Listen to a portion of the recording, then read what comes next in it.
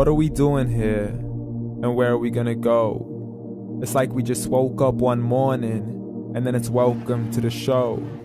Don't ask any questions, just go with the flow. Make as much money as you can and try your best not to get broke. Copy everything you see on the TV, from the hairstyles to the clothes, and don't think too often, just do exactly as you're told. And if you ever get confused, then just turn towards the alcohol. You'll still hear your thoughts, then just turn up the radio as you learn to live a lifestyle of drugs, sex, and rock and roll. But in all honesty, I just need to know, is there more to the cycle than growing and getting old? Living and dying just to leave behind a happy home and a whole lot of property that somebody else is going to own.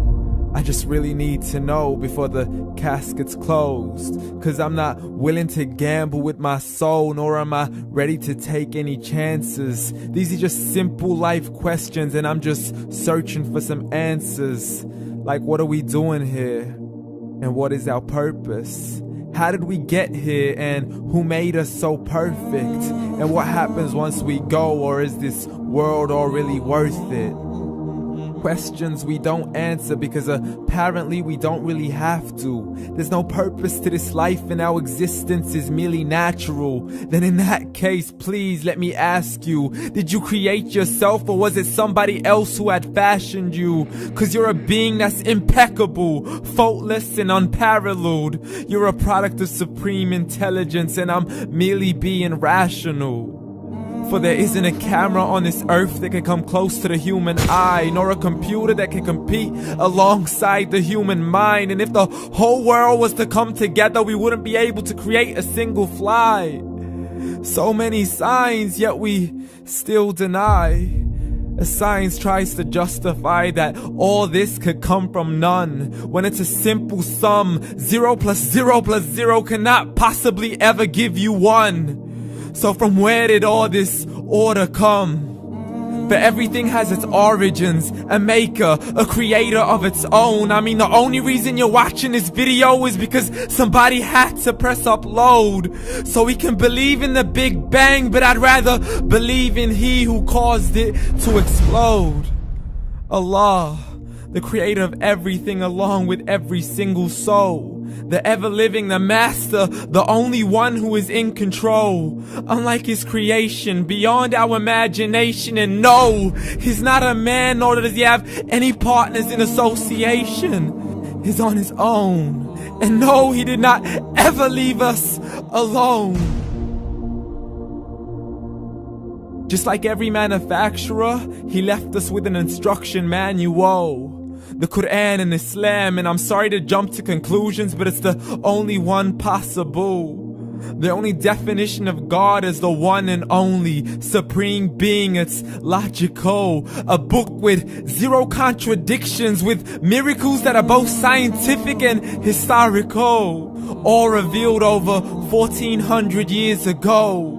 Like the detailed description of the human embryo. The descriptions of the human embryo in the Quran cannot be based on scientific knowledge in the 7th century. To the mountains as pegs holding firm the earth below, and the 2 seas that don't mix in a complete separate flow. To the planets in orbit, alternating night and day as they stay in flow. The expansion of the universe and the creation of everything from H2O.